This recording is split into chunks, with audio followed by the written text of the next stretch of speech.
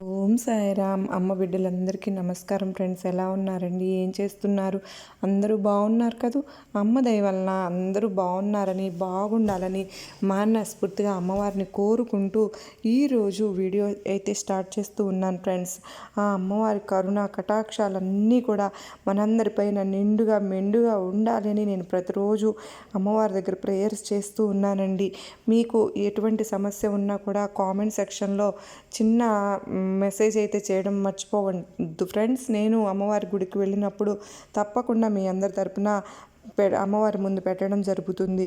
అయితే అమ్మవారు ఈరోజు అమ్మవారి సందేశం ఏం చెప్పబోతూ ఉన్నారో తప్పకుండా తెలుసుకుందామండి. అంతకంటే ముందుగా మీరు మన ఛానల్ని కొత్తగా చూస్తూ ఉన్నట్లయితే తప్పకుండా సబ్స్క్రైబ్ చేసుకుని చిన్న లైక్ అయితే ఇవ్వండి ఫ్రెండ్స్. మీకు వీడియో నచ్చినట్లయితే కనుక అమ్మవారు ఎప్పుడు కూడా ఈరోజు మనకు అందించే సందేశం కనుక చూసినట్లయితే ఫ్రెండ్స్, వెంటనే అమ్మ నా కిరీటాన్ని తాకు తల్లి, నీకు ఇప్పుడు ఏ శుభవార్తను వినబోతున్నావో తెలుసుకో అని చెప్పి ఏదో తెలియని శుభవార్తను మనకు సందేశాన్ని అమ్మవారు అయితే మనకు అందించాలి అని అనుకుంటూ ఉన్నారు ఫ్రెండ్స్.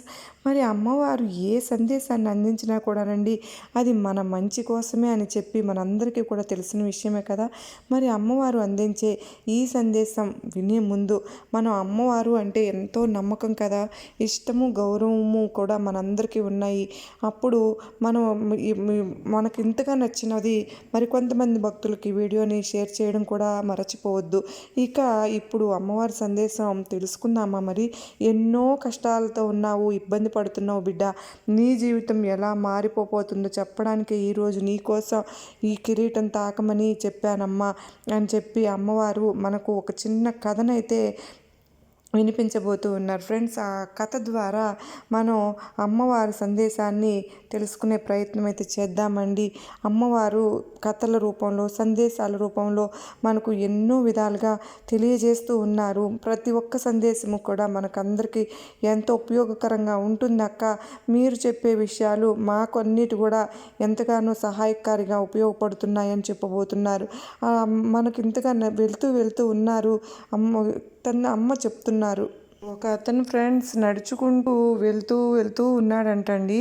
అసలు తన భవిష్యత్తు ఏంటి, తన కుటుంబాన్ని ఎలా పోషించుకోవాలి, ఏం చేస్తే తన జీవితం అనేది ఉన్నతమైనటువంటి స్థాయిలో నిలబడుతుంది, అందరిలో నలుగురిలో పొరుగుని గౌరవాన్ని ఎలా కాపాడుకోవాలి, డబ్బును ఎలా సంపాదించుకోవాలి, ఇలా ఎన్నో రకాలైన ప్రశ్నలు అనేవి మనసులో అతనికి మెదలాడుతూ ఉన్న సమయంలో ఆ రోడ్డు మీద అంటండి ఒక పెద్ద చెట్టు కనిపించింది.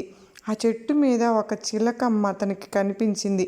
ఇక కనిపించేసరికి వెంటనే ఆలోచించకుండా ఇన్ని ఆలోచనలు కూడా పక్కన పెట్టి చిలకమ్మను పట్టుకుని ఏమనుకున్నాడు అని అంటే కనుక, ఈ చిలుక నా జీవితాన్ని మార్చడానికి కనిపించింది, ఈ చిలుకతో నేను జ్యోతిష్యం అనేది పెట్టుకుంటాను, చక్కగా ₹1 అనేది సంపాదించుకుంటాను అని చెప్పి అతనైతే అనుకుంటాడండి. ఇక అలా అనుకున్న సమయంలోనే చిలక ఏంటి సార్ నన్ను పట్టుకున్నారు, వదలండి అని చెప్పి కేకలు పెట్టడం మొదలుపెట్టింది. ఇక అతనికి ఒక్కసారిగా ఆనందం కలిగింది. ఎందుకు అంటే గనక ఆ చిలక మామూలు చిలకనే పట్టుకున్నాడు, కానీ అది మాట్లాడటం అనేది చాలా గొప్ప విషయం కదా. ఇక మనసులో చాలా సంతోషపడిపోయాడు. వామ్మో, నాకు మామూలు చిలక కాదు, మాట్లాడే చిలకే కనిపించింది అని చెప్పి ఇక అతని ఆనందానికి అవధులు లేకుండా పోయాయి. అయితే ఇక ఆ చిలకను పట్టుకుని నేను నీతో వ్యాపారం మొదలు పెడతాను అని చెప్పి చెప్తాడు. అయితే నువ్వు నాతో వ్యాపారం మొదలు పెట్టాలి అనుకున్నా కదండి, నేనైతే మీకు ఒక 3 మాటలను చెప్తాను. ఆ 3 మాటలను కనుక మీరు చేశారు అంటే ఎటువంటి వ్యాపారము చేయకుండానే కొన్ని కోట్లకు మీరు వారసులు అయిపోతారు అని చెప్పి ఆ చిలకమ్మ అయితే అతనితో చెబుతుంది ఫ్రెండ్స్. ఏంటి నువ్వు చెప్పిన మాటలు నిజమా అని చెప్పి అతను ఆశ్చర్యంతో అడుగుతాడు. అవును, నేను చెప్పింది నిజమే అంటే అవేంటో చెప్పు అని చెప్పి అడుగుతాడండి. అయితే అవి ఏంటో చెప్పే ముందు ఒక 3 షరతులు ఉన్నాయి. మొదటిది ఏంటి అంటే కనుక మీరు నన్ను వదిలిపెట్టాలి, రెండవది నేను కొంచెం గాలిలోకి ఎగిరి చెట్టు మీద కూర్చున్న తరువాత మీకు అవి ఏంటో నేను చెబుతాను, మూడవది పూర్తిగా గాలిలోకి వెళ్ళిపోయిన తరువాత అసలైన మూడవ సంగతి చెబుతాను అని చెబుతుంది. అవునా అని చెప్పేసి అతను ఆ చిలుకను కొంచెం వదిలి పెడతాడు. ఇక చిలక అయితే తన చేతుల్లో నుంచి వదిలిపెడతాడు. ఇక అలా వదిలిపెట్టడం తరువాత మంచి నుంచి కూడా కొంచెం దూరం వెళ్ళిన తర్వాత చిలక మొదటి మాట చెబుతుంది. ఏంటి అంటే, మీరు చేసిన పనులు ఏవైతే ఉంటాయో ఒక్కసారి ఆ పనులు అనేవి పొరపాట్లు జరుగుతూ ఉంటాయి కదా, కొన్ని సరిగ్గానే జరుగుతూ ఉంటాయి. ఇలా జరిగిన వాటిని సంతోషపడిపోతూ ఉంటారు మీరు. కానీ మీ వల్ల పొరపాట్లు జరిగినప్పుడు మీరందరూ అంటే మీ మానవులందరూ కూడా చేసే తప్పు ఏమిటి అని అంటే కనుక మీరు హింసించుకుంటూ ఉంటారు. మీరు చేసే తప్పులను మీరే హింసించుకోవడం మానుకోవాలి. అప్పుడే మీరు జీవితంలో ఆనందంగా ఉండగలుగుతారు అని చెప్పి ఆ చిలకమ్మ తన మొదటి మాటను చెబుతుంది. అప్పుడు అతను అనుకుంటాడు, నిజమే కదా, నేను చేసిన ఎన్నో పనులు ఫెయిల్ అయినప్పుడు నాకు నేను శిక్ష విధించుకున్నట్లుగా నా వల్లే ఇలా జరిగింది అని చెప్పి ఎన్నోసార్లు నేను టార్చర్ పెట్టుకున్నాను అని చెప్పి ఇక ఎప్పుడూ కూడా అలా చేసుకోకూడదు అని చెప్పి మనసులో అనుకుంటాడు. ఇక రెండవది ఏమిటి అంటే కనుక, మీరు ఏ పని ఎవరు చెప్పినా ఏ మాటలు మీతో మాట్లాడినా కూడా కొంచెం కామన్ సెన్స్ అనేది వాడాలి. అంటే కొంచెం అసలు ఏం జరుగుతుంది, ఏది ఎలా అని చెప్పి కొంచెమైనా కామన్ సెన్స్ అనేది మీరు వాడితే కనుక గుడ్డిగా ఎవరి మాటలు నమ్మకోకుండా అని చెప్పి చిలకమ్మ చెప్తుందండి. ఎందుకంటే గుడ్డిగా నమ్మితే కనుక ఎదుటివారు మిమ్మల్ని వెంటనే మోసం చేసేసే అవకాశం అనేది ఎక్కువగా ఉంటుంది. మానవులందరూ కూడా చేసే పెద్ద పొరపాటు ఏంటి అంటే కనుక, కొంచెం ఎవరైనా సరే ప్రేమగా మాట్లాడిన తర్వాత ప్రేమను చూపించిన, కొంచెం మీ మీద జాలి చూపించినా కూడా వారి మాటను మీరు గుడ్డిగా నమ్మేస్తూ ఉంటారు. అది కూడా చాలా పెద్ద తప్పు. మీరు ఎవరి మాటలు కూడా గుడ్డిగా మాత్రం నమ్మకుండా ఉంటే బాగుంటుందని చెప్తుంది. ఇక మూడవది ఏమిటి అంటే కనుక అని అంటూ కొంచెం గాలిలోకి పైకి ఎగిరిపోతుంది. మూడవ మాట చెప్పే ముందు ఒక చిన్న మాట మీతో చెప్పి మూడవది చెబుతాను అని. అదేమిటి అంటే, మీరు ఒక పొరపాటు చేశారు అని అంటుందన్నమాట. నేనేం పొరపాటు చేశాను అని చెప్పి అమాయకంగా అడుగుతాడు. అప్పుడు చిలకమ్మ చెప్తుంది, నా పొట్టలో చాలా రకాలైన వజ్రాలు ఉన్నాయి. మీరు నన్ను వదిలిపెట్టకుండా నా పొట్టను కోసేసి ఉంటే మీరు కోటీశ్వరులు అయిపోయేవారు. తరతరాలు కూర్చుని తిన్నా కూడా తరగనంత సంపద ఆ వజ్రాలు అవి అంత విలువ చేసే ఉన్నాయి. కానీ మీరు గుడ్డిగా నన్ను నమ్మి వదిలేశారు అని చెప్పి అంటుంది. అప్పుడు అతను తన తలకాయను తన చేతితో టపా కొట్టుకొని, ఎంత పిచ్చి పొరపాటు చేశాను, అయ్యో ఆ చిలకమ్మని నేను వదిలివేశానే, లేకపోతే నేను ఇవాళ రోజున కోటీశ్వరుడిగా మారే అవకాశము నా చేయి జారిపోయిందే అని చెప్పి తన తలని తాను కొట్టుకుని టార్చర్ చేసుకుంటూ ఉంటాడు.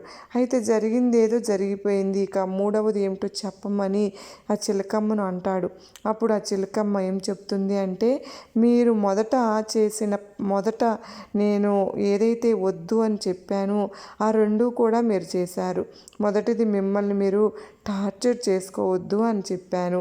మీరు ఎప్పుడైతే నా పొట్టలో వజ్రాలు ఉన్నాయి అని చెప్పానో మీరు వెంటనే మిమ్మల్ని మీరు తలకాయ పట్టుకొని టపటపా కొట్టుకొని బాదుకుని టార్చర్ చేసుకున్నారు కదా. ఇక రెండవది ఏం చెప్పారు, నేను కామన్ సెన్స్ ఉండాలి, ఏది గుడ్డిగా నమ్మకూడదు అని చెప్పాను కదా.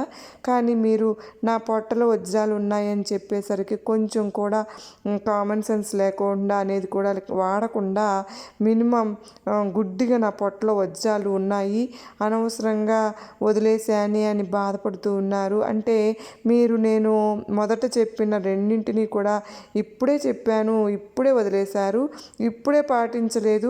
ఇక మూడవది చెప్పి ఏంటి ప్రయోజనం అని చెప్పి ఆ చిలకమ్మ అనేసరికి అతను సిగ్గుతో తలదించుకుంటాడు. ఫ్రెండ్స్, సరే జరిగిందేదో జరిగిపోయింది. ఇప్పుడైనా సరే మూడవది చెప్పు అని చిలకమ్మను జాలిగా అడుగుతాడు. అప్పుడు చిలకమ్మ ఏం చెప్తుంది అని అంటే కనుక, ఏమీ లేదు, మీరు ఎప్పుడైనా సరే కానీ మీ దగ్గర ఎవరు ఏదైనా అనుభవాలు ఉన్నాయో, మీరు ఇప్పటి వరకు ఈ క్షణం వరకు ఏదైతే కొత్తవి నేర్చుకున్నారో, కొత్త జ్ఞానాన్ని తెలుసుకున్నారో, మీ అనుభవం ద్వారా ఏదైతే మీరు గ్రహించారో, ఎదుటివారి అనుభవాల నుంచి మీకు ఏదైతే నేర్చుకున్నారో, మీ కష్టాల నుంచి ఏదైతే మీరు గుణపాఠాన్ని మీరు తెలుసుకున్నారో, వీటన్నిటినీ పాటించండి. మొదట ఇవి పాటించిన తరువాత కొత్త వాటి కోసం ఆరాటపడండి.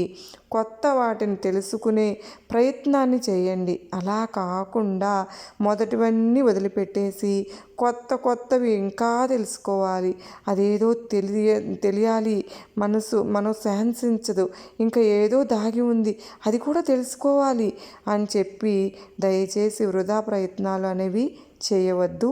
ముందుగా మీ దగ్గర ఉన్నవి నేర్చుకున్నవి వాటిని అమలులో పెట్టండి అని చెప్తూ ఉంటుంది అన్నమాట చిలకమ్మ.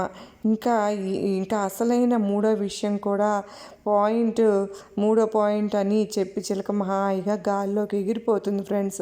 అతను నిజమే కదా, నాకు ఎన్నో అనుభవాలు జరిగాయి, ఎన్నో బాధల నుంచి నేను గుణపాఠాలు నేర్చుకున్నాను, ఎంతోమందిని వ్యక్తుల మనస్తత్వాలను బట్టి ఎవరిని నమ్మాలి, ఎవరిని నమ్మకూడదు, ఇదంతా కూడా నేను తెలుసుకున్నాను. మళ్ళీ కొత్త దానికోసం ఆరాటపడుతూ ఉన్నాను, ఏదో తెలుసుకోవాలని చెప్పి ప్రయత్నిస్తూ ఉన్నాను అని చెప్పి అతను సిగ్గుపడతాడు ఫ్రెండ్స్. అయితే ఇక్కడితో ఈ కథ ముగుస్తుంది. కానీ ఈ కథ ద్వారా అమ్మవారు మనకు చెప్పాలి అనుకున్న మాట ఏంటి అంటే కనుక, బిడ్డ, ఈ కథలో చిలకమ్మ చెప్పినట్లుగా నీకు అన్నీ తెలుసు, ఎవరు నీవారు, ఎవరు పరాయి వాళ్ళు అని కూడా నీకు తెలుసు. ఎదుటివారు నీవు కష్టంలో ఉన్నప్పుడు ఏ విధంగా నీతో ప్రవర్తించారో కూడా నీకు బాగా తెలుసు. అసలు వారి మనస్తత్వాలు ఏమిటో కూడా నీకు తెలుసు.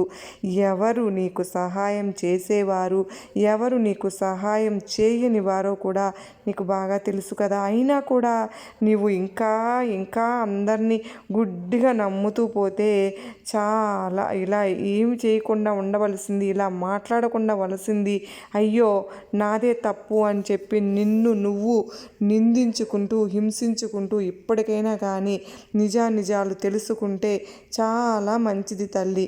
ఇప్పటికి కూడా నువ్వు వారు ఏమనుకుంటున్నారో, వీళ్ళేమనుకుంటున్నారో అని అనవసరమైనటువంటి ప్రశ్నలను నీ మనసులో అనుకుంటూ లేనిపోయిన వాటి కోసం నీ యొక్క విలువైన సమయాన్ని వృధా చేసుకోవడం అనేది చాలా పెద్ద పొరపాటమ్మా అని చెప్పి తెలుసుకోవాలి బిడ్డ. ఏవి నిజాలు, ఏవి అబద్ధాలు, ఏది చేయాలి, ఏది చేయకూడదు, ఇప్పటి వరకు నువ్వు తెలుసుకున్న జ్ఞానం అనేది ఏంటి, ఆ జ్ఞానం నువ్వు చేసే పనులకు ఏ విధంగా ఉపయోగించుకోవాలి, ఇటువంటి వాటన్నిటి పట్ల కూడా నువ్వు ధ్యాస పెట్టకుండా కొత్తవి తెలుసుకోవాలి అనే ప్రయత్నంలో నీ యొక్క విలువైన సమయాన్ని వృధా చేసుకుంటూ ఉన్నావు. ఇది చాలా చాలా పెద్ద పొరపాటు బిడ్డ. అసలైన నిజాలు ఏమిటో ఇప్పటికైనా తెలుసుకొని మార్పు చెందాలి నువ్వు. అలా అయితేనే నీ భవిష్యత్తు చక్కబడుతుందమ్మా. నువ్వు కోరుకున్నవి కూడా తీరే అవకాశం అనేది నీకు వస్తుంది. ఆ అవకాశం అనేది నీకు నువ్వే ఏర్పాటు చేసుకోవాలి. అప్పుడే ప్రతిరోజు కూడా రోజుకొక్క శుభవార్త వింటూ నీ జీవితాలు అనేది కన్నుల పండుగగా ప్రతి నిమిషం కూడా ఆనందమయంగా మారుతుంది. అంతా కూడా శుభమే జరుగుతుంది. నీకు ఇన్ని అవకాశాలను వచ్చే ద్వారాలు అనేవి నీకోసం నేను తెరుస్తూ ఉన్నాను.